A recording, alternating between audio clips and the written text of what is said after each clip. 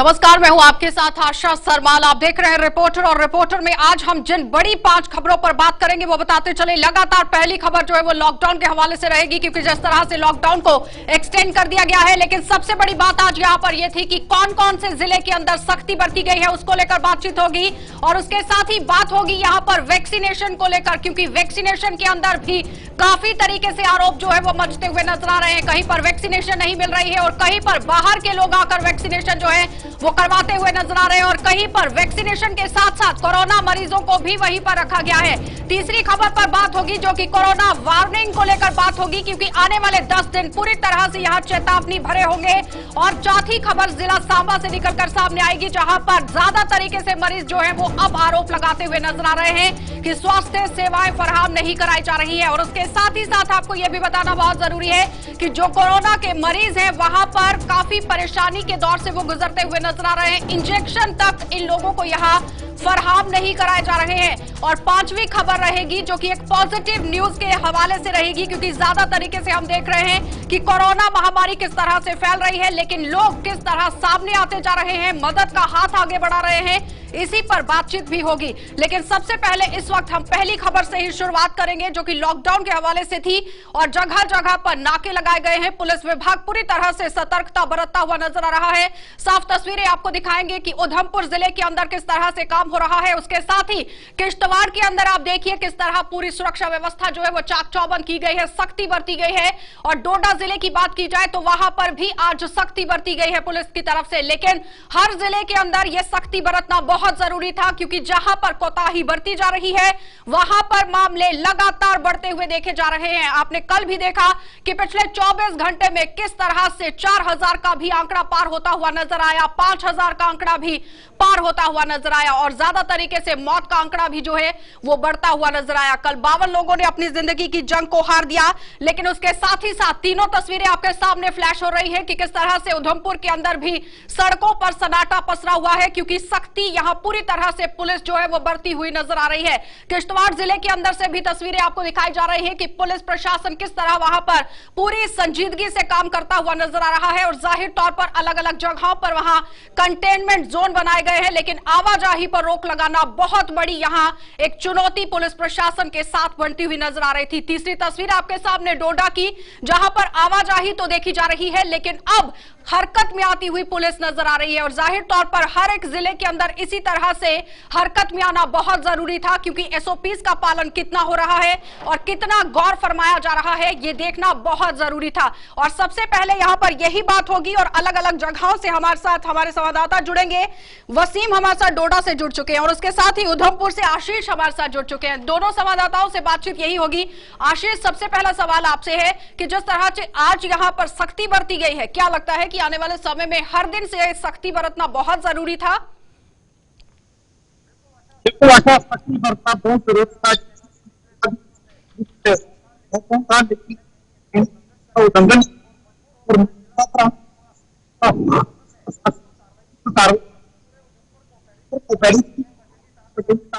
और इसके साथ मैं आपको ये भी बता दूं कि कुछ दुकानों के यहाँ पे चालान भी काटे गए हैं, सीज भी कर दी गई है। लोग लॉकडाउन होने के बाद भी दुकानें खुली रख रहे हैं, लेकिन प्रशासन ने लोगों को पहले ही कहा था कि हमें सख्ती करने पर मजबूर ना करें, लेकिन लोगों ने इसे हल्के में लिया। और आज उधमपुर में पूरी तरह से जितने भी चौक चौराहे हैं सबको यहाँ पर सील कर दिया गया है। किसी तरह की भी मूवमेंट जो है लोगों की नहीं है। हालांकि जो एसेंशियल कमोडिटीज है या एसेंशियल सर्विसेज के लोग हैं उन्हें जाने की अनुमति है, लेकिन मैं आपको बता दूं कि लोगों ने जिस तरह पिछले 2 दिनों से उल्लंघन किया है लॉकडाउन का, आज उन पर जो है कार्रवाई भी की गई है। तो लोगों को कुछ जिन्होंने दुकानें खोली थी आज उन्हें अरेस्ट भी किया गया है, और साथ में उनकी दुकानों को पूरी तरह से। और वसीम, डोडा से क्या कार्रवाई अमल में लाई गई पुलिस प्रशासन की तरफ से? जी बिल्कुल, अगर हम बात करें कोविड के कहर की तो यहाँ पे भी काफी ज्यादा केसेस आ रहे हैं। 450 के आसपास यहाँ पे एक्टिव केसेस हैं। और जरतून का इलाका जो देसा एक यहाँ से काफी ज्यादा दूर एक इलाका पड़ता है, डोडा के साथ ही जुड़ता है, वो वहां पे एक कंटेनमेंट जोन भी बनाया गया है।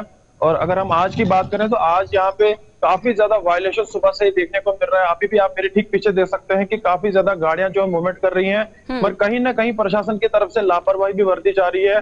और बार बार जिस तरह से हम देख रहे हैं कि केसेस भी काफी यहाँ पे आना स्टार्ट हो गए हैं, मगर एडमिनिस्ट्रेशन की तरफ से जो टीमें बनाई गई थी, जो मॉनिटर करती कि इस तरह का उल्लंघन जो भी करते उन पे कार्रवाई की जाती। मगर कुछ दिनों पहले इस तरह का हमने देखा, आज की डेट में हम देख रहे हैं 2 से 3 दिन से हम देख रहे हैं कि काफी ज्यादा वायलेशन देखने को मिल रहा है। कहीं पे भी बैरिकेड्स नजर नहीं आ रहे हैं, कुछ नहीं नजर आ रहा है, तो ये कहीं ना कहीं खतरे की काफी ज्यादा घंटी है। आशीष, जिस तरह से कार्यवाही की गई है, क्या लगता है कि लोग अब सहयोग देते हुए नजर आएंगे? बिल्कुल आशा, जिस तरह से आज कार्रवाई की गई है, आप मेरे पीछे भी देख रहे होंगे, सड़कें आज सुनसान हैं। जब पुलिस प्रशासन ने जब सख्ती इन पे बरती है, तो अब कहीं जाकर जो है लोग घरों में हैं, लेकिन अब भी कुछ इक्का दुक्का लोग जो बाहर चल रहे हैं। ये मेन चौक चौराहा है, सलाखिया चौका, यहाँ पर भी पूछताछ पूरी पुलिस की तरह की जा रही है। बेवजह जो लोग घर से बाहर निकल रहे हैं, उनके ऊपर काफी ज्यादा कार्रवाई की जा रही है। और मैं आपको बता दूं कि आशा, आज भी जो है 100 से ऊपर का आंकड़ा है जो उधमपुर में आज केस आए हैं। 137 आज की डेट में 137 केस आए हैं। तो ये भी कहीं ना कहीं प्रशासन के लिए एक बहुत बड़ी चिंता का विषय है, लेकिन लोग फिर भी इसे हल्के में ले रहे हैं, जिस तरह से बाहर निकल जाते हैं। और प्रशासन को अगले 7 दिन है, पूरी तरह से सख्ती करें। वसीम, क्या लगता है कि जिस तरह से पुलिस यहाँ ढिलाई बरतती हुई नजर आ रही है, कार्रवाई करना बहुत जरूरी था, आखिर क्यों यहाँ पर ढिलाई बरती गई पुलिस की तरफ से? देखिए, मीडिया के माध्यम से भी काफी ज्यादा लोगों ने, सोशल एक्टिविस्ट हो या कोई आम इंसान हो, उनसे भी हमने राय ली। उनका यही कहना है कि ईद भी आ रही है, शॉप्स के ऊपर हम देख रहे हैं कि वो भी कहीं ना कहीं लापरवाही बरत रहे हैं, कस्टमर को शॉप्स के अंदर ले रहे हैं और दुकान बाहर शटर बंद करके कहीं ना कहीं ज्यादा वायलेशन देखने को मिल रहा है। और जिस तरह से हम देख रहे हैं कि यहाँ पे केसेस आ रहे हैं, ये एक बहुत बड़ा ये जो इस पे कार्रवाई करना बहुत जरूरी है। जिस तरह से हम देख रहे हैं कि एडमिनिस्ट्रेशन को भी आगाह किया गया है, बार बार आगाह किया गया है, पर उसके बावजूद भी लापरवाही एडमिनिस्ट्रेशन की काफी। चलिए वसीम, बहुत बहुत धन्यवाद जुड़ने के लिए। आशीष, आपका भी बहुत बहुत धन्यवाद जुड़ने के लिए। तो फिलहाल आपको लिए चलेंगे किश्तवाड़, क्योंकि किश्तवाड़ से भी हमारे संवाददाता हमारे साथ जुड़ेंगे, अजय शान से बातचीत करेंगे, क्योंकि जिस तरह से पूरे लॉकडाउन को मद्देनजर रखते हुए काम करने की कोशिश की गई है, पुलिस को सतर्कता बरतने के साथ साथ यहाँ कार्यवाही को अमल में लाना बहुत जरूरी है। क्योंकि आपने देखा कि जिला उधमपुर के अंदर सुनसान सड़कें देखी गई है, वहां पर पुलिस ने सख्त पहरा जो है वो बढ़ा दिया है, सख्ती बरतना शुरू कर दिया गया है। और साथ ही साथ अगर जिला डोडा की बात करें तो डोडा के अंदर भी पूरी तरह से काम जो है वो होता हुआ नजर नहीं आ रहा है। और जिला डोडा के अंदर अब पुलिस को सतर्कता बरतना बहुत जरूरी है, क्योंकि जब तक आम लोगों पर कार्रवाई नहीं की जाएगी तब तक कुछ भी संभव नहीं होने वाला है। क्योंकि 400 का आंकड़ा अगर यहां 24 घंटे में पार हो रहा है तो जाहिर तौर पर एक चिंता का विषय आने वाले समय में जरूर बन सकता है। लेकिन इस वक्त साफ तस्वीरें आपके सामने लॉकडाउन की आपको दिखाई जा रही है कि किस तरह से सूरत-ए-हाल सड़कों पर बनते हुए नजर आ रहे हैं। लेकिन 3 जिलों के अंदर से आज बड़ी खबरें निकलकर सामने आई थी, जहां पर पुलिस विभाग की तरफ से सख्ती बरतने की कोशिश की गई है। और जाहिर तौर पर सवाल यहां पर यह है कि आखिर अगर पुलिस यहां सख्ती बरतती है तो किस तरह से आम लोग अब यहां समझदारी अपनी दिखाएंगे। क्योंकि पहले से ही हमने देखा कि कई जगहों पर पुलिस के द्वारा भी टेस्टिंग की प्रक्रिया को शुरू किया गया। जो लोग घरों से बाहर निकले हुए थे उनके कोरोना टेस्ट किए गए, और जब वो पॉजिटिव पाए गए हैं तो उन्हें सीधे तौर पर होम आइसोलेट होने के लिए भी सलाह दी गई है। लेकिन बड़ी खबर आज लॉकडाउन के हवाले से भी थी,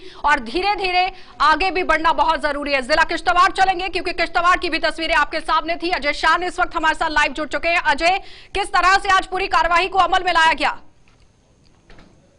देखिए, जो कोरोना कर्फ्यू एक्सटेंड किया गया है आज सुबह से फिर दोबारा मंडे तक, तो उसमें कहीं ना कहीं आज स्ट्रिक्टनेस देखने को मिली। जो पहले की तरह खाली पूछताछ के बाद छोड़ दिया जाता था, लेकिन आज खुद चाहे डीसी किश्तवाड़, एसएसपी किश्तवाड़, दूसरे आला ऑफिसर वो मैदान पर थे और उन्होंने कर्फ्यू इम्पोज करने का पूरी तरह से इम्पोज किया है। और जो लोग थे, जो वायलेटर्स थे, उनमें से 2 को गिरफ्तार भी अभी तक किया गया है। जिसके अलावा जो गाड़ियां बिना परमिशन के घूम रही थी उनके चालान भी काटे गए हैं। तो कुल मिला के जो तस्वीर है वो आज सुबह से बदली हुई नजर आई, क्योंकि उसके पीछे एक कारण था कि जहां पहले एसओपी की वायलेशन हो रही थी, आज सुबह जब 10 बजे तक एसेंशियल कम्युनिटीज की दुकानें खुली थी तो उसमें भी बड़ी ये देखने को मिली। और कहीं ना कहीं पुलिस को तक ये मैसेज पहुंचा और ये हरकत में आए और ये जो पॉजिटिव मामलों का, एक्टिव मामलों का आंकड़ा है वो क्या कहता है जिला किश्तवाड़ के अंदर? देखिए, पहले ये आंकड़ा 340 के बीच जा रहा था, लेकिन अब पिछले 2 दिन से 19 और 20 के बीच में आ रहा है। तो कुल मिला के जो पूरी ड्यूटी से कम जो जिले हैं, सब जिलों में से कम आंकड़ा यहीं पर आ रहा है। लेकिन अभी भी यहाँ 250 के करीब एक्टिव पॉजिटिव केसेस हैं। और जो लेकिन अजय, यहाँ सवाल ये है कि अगर वहां पर कम आंकड़ा पेश आ रहा है तो इसका मतलब ये नहीं है कि एसओपीज की आप लोग धज्जियां उड़ाते चले? जी बिल्कुल, लोग कहीं ना कहीं इसको अंडर एस्टिमेट कर रहे थे सिचुएशन को, और जो आज तस्वीर देखने को मिली है, तो एक स्ट्रिक्ट कर्फ्यू जो है किश्तवाड़ में इम्पोज किया गया है और वायलेटर्स के खिलाफ एक्शन भी देखा गया है, तो जिसका असर आने वाले दिनों पर जरूर मिलेगा। जी आशा। चलिए अजय, बहुत बहुत धन्यवाद जुड़ने के लिए। तो फिलहाल आपने देखा कि अजय शान हमारे साथ जुड़े हुए थे, हमारे संवाददाता, और लगातार किश्तवाड़ से वो हमें अपडेट कर रहे थे कि किस तरह से वहां पर भी केसेस जो है वो बढ़ते हुए नजर आ रहे हैं। और जाहिर तौर पर सवाल यहां पर यह है कि किस तरह से लोग एसओपीज का पालन करते हुए नजर आ रहे हैं। आगे बढ़ जाएंगे और वैक्सीनेशन के हवाले से बात कर लेते हैं। इस वक्त की बड़ी खबर वैक्सीनेशन के हवाले से सामने आ रही है, जहां पर वैक्सीनेशन लोगों को नहीं मिल रही है और जहां पर मिल रही है तो वहां पर भी सवालिया निशान लग गए हैं। स्वास्थ्य विभाग द्वारा पूरी तरह से लापरवाही जो है वो बरती जा रही है। और साथ ही साथ यह भी समझिए कि जहां पर वैक्सीनेशन सेंटर बनाए गए हैं, मड़ ब्लॉक की अगर बात की जाए तो वहां पर वैक्सीनेशन पर पूरी तरह से सवाल उठते हुए नजर आ रहे हैं कि बाहर के लोग पहुंचकर यहां वैक्सीनेशन का इस्तेमाल कर रहे हैं। और साथ ही बिश्नाह की अगर बात की जाए तो वहां पर जो वैक्सीनेशन सेंटर बनाया गया है उसी के अंदर कोरोना के जो मरीज हैं उनका भी इलाज चल रहा है। कहीं ना कहीं लोगों की जिंदगी के साथ सीधे तौर पर खिलवाड़ होता हुआ जम्मू संभाग के अंदर नजर आ रहा है। और लोगों का आरोप यह है कि मड़ ब्लॉक में जो वैक्सीनेशन सेंटर बनाया गया है उस पर काफी तरीके से सवालिया निशान उठना शुरू चुके हैं। यहां पर सबसे पहले बात करेंगे, इस वक्त फॉर्मर मिनिस्टर रमन भल्ला हमारे साथ फोन लाइन पर जुड़ चुके हैं, उन्हीं से जानेंगे, क्योंकि आए दिन रमन भल्ला जो है वो ग्राउंड पर उतरे थे और उन्होंने वैक्सीनेशन को लेकर यहां बातचीत की थी। तो सर, सबसे पहला सवाल यही है कि जिस तरह से वैक्सीनेशन को लेकर आला अधिकारी कहते हुए नजर आ रहे हैं कि पूरा काम चल रहा है, लेकिन जमीनी सतह पर आप देखिए लोग किस तरह से आरोप लगाते हुए नजर आ रहे हैं। सर, मेरी आवाज आ रही है आपको? जी जी जी जी आ रही है। सवाल ये है कि वैक्सीनेशन को लेकर जिस तरह से सवाल उठ रहे हैं, क्या कहेंगे? वैक्सीनेशन की कमी की यहाँ पे काफी है, क्योंकि आए दिन जिस तरह से कई लोगों 18 साल से 40 साल की उम्र में लोगों को वैक्सीनेशन लगनी थी, लोग ट्राई यहाँ पे कर रहे हैं, लेकिन उनको स्लॉट कहीं नहीं मिल रहा। और लेकिन 5 सेंटर यहाँ पे बनाए गए थे और 5 सेक्टर के बाद भी लोग तरह तरह की टोकरी यहाँ पे बता रहे हैं। जम्मू शहर के लोगों को कभी आरसूरा भागना पड़ता है, कभी रोड की तरफ भाग तैयार करना पड़ता है। तो मैं समझता हूँ कि जो तो प्रशासन यहाँ पे कोरोना के जंग में शामिल है, हम सब लोग सिविल सोसाइटी के लोग भी उसके साथ शामिल है। और कई जगह खबरें आते हैं जहाँ पे कोविड अस्पताल यहाँ पे बिश्नाह जैसी जगह पे थी, उसी जगह पे वैक्सीन यहाँ पे लगाई। लेकिन सर, सवाल ये है कि बिश्नाह के अंदर जो कोविड सेंटर बनाया जाना चाहिए था वो बहुत जरूरी था और बनाया भी गया होगा, लेकिन यहाँ सवाल ये है, आरोप ये है कि जहां पर वैक्सीनेशन सेंटर बनाया गया है वहां पर ही मरीजों का इलाज भी हो रहा है जो कोरोना पॉजिटिव है, जो घातक साबित हो सकता है। सही बताया, इसलिए चिंता का विषय है यहाँ पे। इधर प्रशासन के तौर पे भी लोगों को यहाँ पे नहीं रखा जा सकता, सिर्फ सोसाइटी के लोगों का भी यहाँ पे फर्ज पड़ता है, एसओपी पूरा फॉलो यहाँ पे करना है। लेकिन इसके साथ ये और दिक्कतों का सामना भी करना पड़ रहा है। मैं समझता हूँ कि जम्मू शहर में, देहातों में और जम्मू शहर में खासतौर पर राशन की सप्लाई को लेकर जो गरीबी रेखा के नीचे रहने वाले लोग हैं, मिडिल क्लास फैमिली के लोग हैं, राशन डिपो में, सेल डिपो में राशन नहीं है, चाहे वो राशन डीलर हड़ताल पे है। तो लेफ्टिनेंट गवर्नर साहब आपके माध्यम से उनसे गुजारिश करूंगा कि जो गरीब आदमी है उनको मजबूर ना किया जाए कि राशन डिपो से हटके वो प्राइवेट जाके चीजों के लिए वो सामान सामग्री यहाँ पे। और साथ ही साथ आरोप ये भी है कि जो गांव के अंदर वैक्सीनेशन सेंटर बनाए गए हैं वहां पर लोग आकर वैक्सीन लगवा रहे हैं शहर के।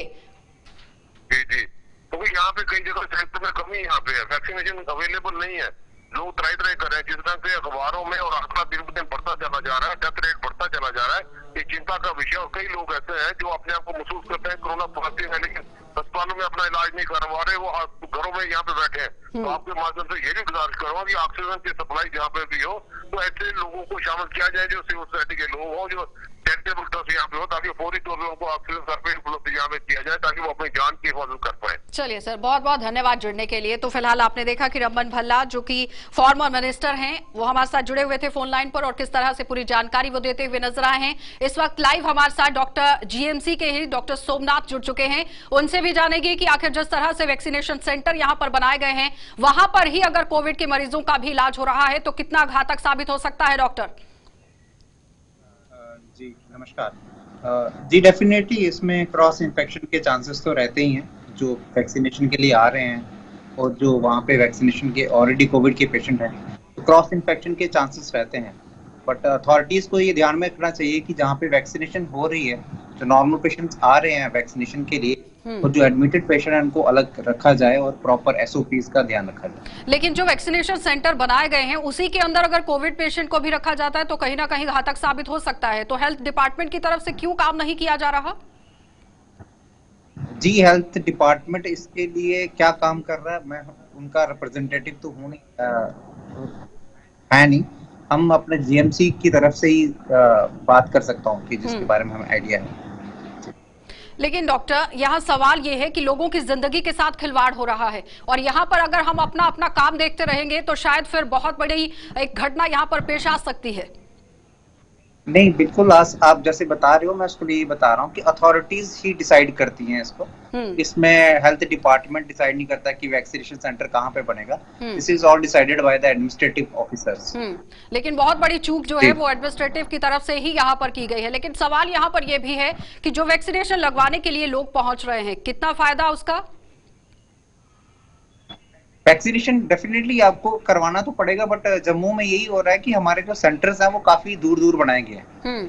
जो जहाँ पे मैं रहता हूँ, मैं खोड़ जगह से बिलोंग करता हूँ और मेरे जो मैक्सिमम फ्रेंड्स हैं जो सिटी से यहाँ पे वैक्सीनेशन के लिए आ रहे हैं और उसके कारण हमारा जो यहाँ के लोग हैं बिकॉज ऑफ अनएजुकेशन के कारण। बड़ ब्लॉक की अगर हम बात करें तो वहां पर भी लोगों की तरफ से आरोप लगाए जा रहे हैं कि ज्यादातर गांव के लोग पढ़े लिखे नहीं हैं, जिसकी वजह से वो अपना स्लॉट बुक नहीं कर सकते और कहीं ना कहीं शहरों के लोग उठकर वहां पर वैक्सीनेशन के लिए पहुंच रहे हैं।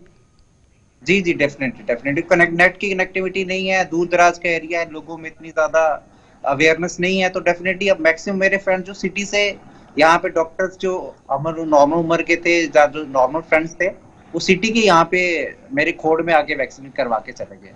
चलिए, बहुत बहुत धन्यवाद जुड़ने के लिए। तो फिलहाल आपने देखा कि जीएमसी से डॉक्टर सोमनाथ हमारे साथ जुड़े हुए थे लाइव और बता रहे हैं कि किस तरह से घातक जो है वो साबित हो सकता है, क्योंकि ज्यादा तरीके से अगर कोविड पेशेंट को भी वैक्सीनेशन सेंटर के अंदर ही रखा गया है तो बहुत ही बड़ी घटना यहाँ पर हो सकती है। फिलहाल लोगों की सोशल डिस्टेंसिंग बनाकर रखना बहुत जरूरी है, लेकिन सबसे बड़ी बात यहाँ पर यह है कि वैक्सीनेशन जहां पर सेंटर बनाए गए हैं वहां पर कहीं ना कहीं एडमिनिस्ट्रेशन की तरफ से कोताही जरूर बरती जा रही है, जो एक सवालिया निशान यहाँ लगाती हुई नजर आ रही है और ये सारे आरोप यहां आम जनता की तरफ से लगाए जा रहे हैं। तीसरी खबर की ओर बढ़ जाएंगे और आपको लिए चलेंगे जिला सांबा, और जिला सांबा से भी आज बड़ी खबर निकलकर सामने आ रही है, जहां पर कोरोना के मरीजों के साथ भी यहां सही से व्यवहार होता हुआ नजर नहीं आ रहा है। इस वक्त की बड़ी खबर आपको बताते चले कि जिला सांबा से सामने आ रही है, जहां पर कोरोना मरीजों को काफी परेशानियां झेलनी पड़ रही हैं। इंजेक्शन के लिए दर बदर उन्हें होना पड़ रहा है और साफ तरीके से आप देखिए कि जो इंजेक्शन अस्पताल के अंदर से मिलने चाहिए वो उन्हें बाहर से लाने पड़ रहे हैं। और यहां पर जब आला अधिकारियों से बातचीत हो रही है तो वहां पूरी तरह से पल्ला झाड़ने की कोशिश की जा रही है। लेकिन सबसे बड़ी बात यहां पर यह है कि अहम सवाल क्या है और किस तरह से काम जो है वो होता हुआ नजर आएगा। लेकिन उसके साथ ही आप देखिए कि अस्पताल के अंदर जो सुविधाएं मुहैया कराने की बात कही गई थी उस पर कितना अमल किया गया है। अस्पताल प्रशासन पूरी तरह से सुविधाएं मुहैया करवाने के लिए बिल्कुल फेल होता हुआ नजर आ रहा है, क्योंकि कोरोना मरीजों को यहां दिक्कतें झेलनी पड़ रही हैं। इंजेक्शन के लिए दरबदर होना पड़ रहा है। जो कोविड पॉजिटिव मरीज हैं अस्पताल के अंदर भर्ती हैं, लेकिन यहां पर उन्हें इंजेक्शन की सुविधा नहीं दी जा रही है, जिसकी वजह से काफी परेशानियों के दौर से वो गुजरते हुए नजर आ रहे हैं। और साफ तस्वीरों में भी आप देखिए किस तरह से ऑक्सीजन प्लांट यहां पर लगाया गया था, लेकिन कहीं ना कहीं मरीजों को इंजेक्शंस की सुविधा जो है वो नहीं दी जा रही है। और साथ ही आपको यह भी बताते चले कि अहम सवाल यहां पर यह है कि आखिर किस तरह से सुविधाएं यहां फराहम कराने की कोशिश की जा रही है। ऋषि खजूरिया हमारे साथ लाइव जुड़ चुके हैं और ऋषि से ही जानेंगे। ऋषि, जिस तरह से मरीज यहां आरोप लगाते हुए नजर आ रहे हैं कि इंजेक्शंस की सुविधाएं नहीं दी जा रही है, कितनी सच्चाई? बिल्कुल, आपको बता दें कि जिस तरह से जिला अस्पताल सांबा को कोविड हॉस्पिटल डिक्लेयर किया था तो यहां पर पहले ही प्रशासन को यह सुनिश्चित करना था कि यहां पर जो सुविधाएं हैं वो पर्याप्त मात्रा में अवेलेबल होनी चाहिए, क्योंकि कोविड पॉजिटिव जो पेशेंट है उन्हें वक्त वक्त पर इलाज चाहिए। यहां पर आपको बता दें कि दो इस समय जो इंजेक्शन है जिनकी शॉर्टेज चल रही है, एक बताया जा रहा है कि एनक्लेक्स 40 है और एक बताया जा रहा है कि मिथाइल ट्रेडनिस्टोन। ये दो इंजेक्शन है जिनकी शॉर्टेज अभी काफी ज्यादा तादाद में यहाँ पर रिपोर्ट हो रही है और यहाँ पर अटेंडेंट्स को काफी ज्यादा मुशक्कतें करनी पड़ रही है। उनको बाहर से ये इंजेक्शन जो वो लाने पड़ रहे हैं, लेकिन उसी के चलते आपको बता दें कि एक तो ये दिक्कत हो गई जो अटेंडेंट्स को लगातार पेश आ रही है। अगर वक्त पर ये इंजेक्शन नहीं मिलेंगे तो मुझे लगता है कि शायद जो पेशेंट यहाँ पर जूझ रहे हैं कोविड पॉजिटिव, उन्हें उनकी जिंदगी को भी एक रिस्क जो वो हो जाएगा। उसी के चलते यहाँ पर अगर बेड्स को लेकर बात करें तो ऑक्सीजन जनरेशन प्लांट जो यहाँ पर लगाया गया था उसकी कैपेसिटी अभी भी बताया जा रहा है कि ये 100 बेड्स को कैटर कर सकता है, लेकिन यहाँ पर जो पाइपलाइन बिछाई गई थी वो 50 बेड्स को जो ऑक्सीजन मिलनी थी। यानी जो दावे पेश किए जा रहे थे वो कहीं ना कहीं फिसड़ी साबित होते हुए नजर आ रहे थे, कुछ ऐसा? आप मान के चल सकते हैं, लेकिन आपको बता दें कि अगर यहाँ पर ऑक्सीजन जनरेशन प्लांट लगाया गया तो 50 को ये अभी सुविधा दे रहा है, लेकिन यहाँ पर जो 100 की कैपेसिटी है तो 100 के हिसाब से अगर इंतजाम करते तो शायद यहाँ पर ये व्यवस्थाएं चरमराती नहीं, ये व्यवस्थाएं पूरी तरह से अनुकूल रहती। लेकिन यहाँ पर अभी ऐसा लगता है, मैंने पहले दिन भी बताया था कि शुरुआत में ऐसा लग रहा है कि जो सुविधाएं दी जा रही हैं ये काफी अच्छी है और यहाँ दिक्कत किसी को नहीं आएगी। लेकिन धीरे धीरे जैसे यहाँ पर पेशेंट की तादाद बढ़ रही है वैसे वैसे सुविधाओं का अभाव जैसे ही इस खबर को हमने उठाया है उसके बाद डीसी का यहाँ दौरा हुआ है, उसके बाद क्या कुछ कार्यवाही को अमल में लाया गया? जी बिल्कुल, आपको बता दें कि अभी थोड़ी देर पहले डीसी सांबा अनुराधा गुप्ता जी मौके पर पहुंचे थे। उन्होंने यहाँ के जो मेडिकल सुपरिटेंडेंट है उनसे भी बात की है, यहाँ का जो दीगर स्टाफ है उनसे भी बात की है और उन्होंने ये अपने अधिकारियों को ये निर्देश दिए हैं कि जो इंजेक्शन की कमी यहाँ पर आ रही है उसे फटाफट नोट किया जाए और वो इस इंजेक्शन को यहाँ पर अवेलेबल करवाएंगे। लेकिन 2 दिन का समय लग सकता है क्योंकि पूरे जम्मू कश्मीर यूटी में इंजेक्शन की शॉर्टेज चल रही है। उम्मीद है कि यहाँ पर जो अभी ये लिख कर गए हैं, ये डिटेल सारी नोट कर गए हैं, तो 2 दिन के भीतर भीतर यहाँ पर इंजेक्शन जो वो अवेलेबल होगा और जो कोविड पेशेंट यहाँ पर अपनी जान से इस समय जूझ रहे हैं, वो काफी रिस्क में है, उनको ये वक्त पर इंजेक्शन मिलेगा। यानी एक राहत भरी खबर हम कह सकते हैं आम लोगों को कि डीसी का दौरा किया गया है, जिस तरह से खबर को उठाया गया है उसके बाद पूरी तरह से काम करने की कोशिश की गई है। बहुत बहुत धन्यवाद ऋषि पूरी बातचीत के लिए। तो फिलहाल आपने देखा कि ऋषि खजूरिया हमारे संवाददाता हमारे साथ जुड़े हुए थे सांबा से और पूरी जानकारी वो दे रहे हैं।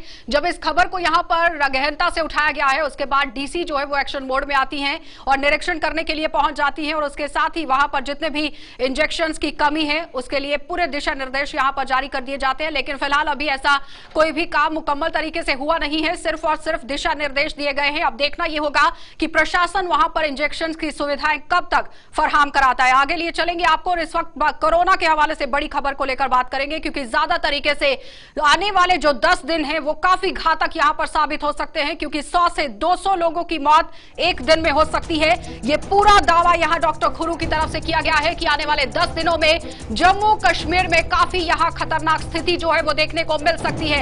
आने वाले 10 दिन जम्मू कश्मीर के लिए खतरनाक साबित हो सकते हैं क्योंकि 100 से 200 लोगों की मौत यहां हर रोज हो सकती है और ये बड़ा दावा यहां पर डॉक्टर खुरू की तरफ से बताया गया है, किया गया है, जो कि भारत के शीर्ष वायरोलॉजिस्ट हैं और टॉप वायरोलॉजिस्ट में उनका नाम शुमार है और उनकी तरफ से यह बड़ा दावा किया गया है कि जून में बड़ी सतर्कता बरतने की जरूरत पड़ सकती है और साथ ही साथ यहां पर आने वाले 10 दिन जो है वो पैनिक करने वाले हो सकते हैं, जो कि एक चिंता का विषय बनता जा रहा है। 10 दिन में जम्मू कश्मीर के लिए यहां पूरी तरह से खतरनाक स्थिति बन सकती है जिस पर एहतियात बरतना और सतर्क रहना बहुत जरूरी रहेगा। 100 से 200 लोगों की मौत यहां पर हर रोज देखने को मिल सकती है क्योंकि भारत के जो टॉप वायरोलॉजिस्ट हैं उनकी तरफ से यह दावा किया गया है डॉक्टर खुरू की तरफ से कि आने वाला टाइम यहां पर पूरी तरह से जम्मू कश्मीर के लिए चिंताजनक स्थिति पैदा कर सकता है। और आप देखिए हर दिन हजारों का आंकड़ा यहां पार होता हुआ नजर आ रहा है और अगर मौत के आंकड़े की बात करें तो 60 तक पहुंच गए थे और उसके बाद कल का आंकड़ा जो है वो 52 तक पहुंचा, यानी फ्लक्चुएट जो है वो देखा जा रहा है। फ्लक्चुएशन एक यहां पर मौत के आंकड़ों में देखी जा रही है। आने वाले 10 दिन यहां काफी घातक जो है वो साबित हो सकते हैं। टॉप जो कि भारत के टॉप डॉक्टर हैं, वायरोलॉजिस्ट हैं डॉक्टर खुरू, उनकी तरफ से यह बड़ा दावा यहां पर किया गया है जिस पर एहतियात बरतना और सतर्क रहना बहुत जरूरी रहेगा। अब देखना यह होगा कि किस तरह से काम जो है वो जम्मू कश्मीर के अंदर हो सकता है और अगर हम सतर्कता बरतते हैं या फिर इसी तरह से काम करते हैं तो जाहिर तौर पर इस चेन को तोड़ने में काफी कामयाबी जो है वो हो सकती है। लेकिन सबसे बड़ी बात आप यहां ये देखिए कि किस तरह से बड़ा दावा जो है वो डॉक्टर की तरफ से किया गया है। अहम सवाल आप देखिए किस तरह से करने की कोशिश की जा रही है और सबसे बड़ी बात यहां पर हिलाल हंजूरी हमारे साथ फोन लाइन पर जुड़ चुके हैं। हिलाल, जिस तरह से डॉक्टर खुरू की तरफ से दावा किया गया है, क्या लगता है कि आने वाला समय हमारे लिए कितना घातक साबित हो सकता है और इससे बचने के लिए हमें क्या करना है? सही है डॉक्टर साहिबान की एमएस खुरू की रिपोर्ट जिसमें उन्होंने कहा कि आइंदा 10 दिन काफी क्रूशियल और क्रिटिकल हो सकते हैं जम्मू कश्मीर के विजाविस, क्योंकि उनका मानना है कि ये तादाद जो रोजाना पॉजिटिव केसेस की है वो 10,000 को छू सकती है। लेकिन एक अच्छी खबर ये भी आई है कि जून के महीने के बाद एक रिलैक्सेशन पीरियड जो है वो जरूर मिल सकता है, क्योंकि जो कोविड-19 के बाद जो लॉकडाउन चला है उस लॉकडाउन के जो समरात है, जो इसके फल है वो अब जून से आना शुरू हो सकते हैं और तब तक जम्मू कश्मीर के लोगों को ये लॉकडाउन झेलना पड़ सकता है और खासतौर पर जो कोरोना की मार है तब तक झेलना पड़ सकता है। लेकिन इन सबके बीच ये खुशखबरी या हम ये कहेंगे कि जो रिलैक्सेशन है वो तभी आ सकती है जब कोविड-19 के SOPs को फॉलो किया जाएगा, उन पर अमल किया जाएगा लोगों की जानब से, तभी जाकर एक अच्छी नवीद यानी अगर एहतियात बरती जाती है तो जाहिर तौर पर केसेस कम होंगे, लेकिन जून तक जो एक बड़ी चेतावनी यहाँ पर जारी की गई है तो जाहिर तौर पर इस पर सतर्कता बरतना बहुत जरूरी रहेगा। हिलाल, बिल्कुल, क्योंकि प्रशासन की जानब से भी कई बार ये लोगों से कहा गया है, हमली उनसे रिक्वेस्ट भी की गई है और उसके बाद हमने देखा कि किस तरह से जो साथ डॉक्टर साहिबान हैं उनको कैसे वापस कॉन्ट्रेक्चुअल बेसिस पे बुलाने की बात हुई है, कैसे हज हाउस और बाकी कम्युनिटी सेंटर्स को हॉस्पिटल बनाया जा रहा है। ये सारी चीजें ये साफ दर्शाती है कि आने वाला वक्त कोविड के विजाविज बहुत खतरनाक हो सकता है और जो इसकी इंटेंसिटी है वो आम लोग नहीं समझ रहे हैं। ये एक बड़ी बदकिस्मती की बात है, लेकिन सरकार की जानब से मुख्तलिफ इश्तिहारात। चलिए हिलाल, बहुत बहुत धन्यवाद जुड़ने के लिए। तो फिलहाल आपने देखा कि हिलाल हंजूरी हमारे साथ जुड़े हुए थे। इस वक्त हमारे साथ फोन लाइन पर डॉक्टर सुहेल जुड़ चुके हैं, प्रोफेसर हैं GMC कश्मीर से, और उनसे ही जान लेते हैं डॉक्टर किस तरह से एहतियात बरतनी चाहिए, क्योंकि आने वाले 10 दिन काफी क्रूशियल साबित होने वाले हैं। ये कहूंगा कि जो पैंडेमिक है ये कोई वेदर नहीं है जिसको सोनम लोटस जी हफ्ता पहले या 2 दिन पहले प्रेडिक्ट करेंगे, क्योंकि पैंडेमिक का सिस्टम होता है, ये बहुत से फैक्टर्स पे निर्भर करता है, लोग कैसे बिहेव करेंगे, वायरस कैसे बिहेव करेगा। लेकिन फिलहाल की बात कहेंगे तो कश्मीर में जो लॉकडाउन चल रहा है और उसको एक्सटेंड किया गया 17 तक और काफी ज्यादा लोग मास्क पहन रहे हैं और यहाँ से बड़े तेज रफ्तारी से जो एडमिनिस्ट्रेशन प्रिपरेशन कर रही है, हॉस्पिटल्स को अपग्रेड कर रही है, तो ऐसा लगता है कि ये वेव 2 को भी कहीं ना कहीं हम इंशाल्लाह कंपनसेट कर लेंगे। चलिए, यानी कि एहतियात बरतनी पड़ेगी तभी हम इस पूरी वेव से बच सकते हैं। बहुत बहुत धन्यवाद डॉक्टर पूरी बातचीत के लिए। तो फिलहाल आपने देखा कि डॉक्टर सुहेल नायक, प्रोफेसर GMC कश्मीर हमारे साथ जुड़े हुए थे, जो पूरी जानकारी दे रहे हैं कि अगर हमें इस वेव से बचना है तो जाहिर तौर पर सतर्कता बरतना बहुत जरूरी रहेगा। और उसके साथ ही आपको एक अच्छी खबर जाते जाते सुना देते हैं। आपको बताना बहुत जरूरी है कि बख्शीनगर के अंदर ऑटो यूनियन की तरफ से एक फ्री सर्विस यहां पर चलाई गई है, जिसमें अपने ऑटोज के अंदर कोविड के पेशेंट को बिठाकर वो ले जाया करेंगे, क्योंकि ज्यादा तरीके से कोविड से काफी तरीके के लोग जो है वो वंचित रहते हैं, लोग उनके साथ यहां पर मिलते नहीं है। लेकिन अच्छी खबर जो है वो बख्शीनगर से सामने आई है, जहां पर ऑटो यूनियन ने ये एक बड़ा फैसला लिया है। आप देखते रहिए कार्यक्रम।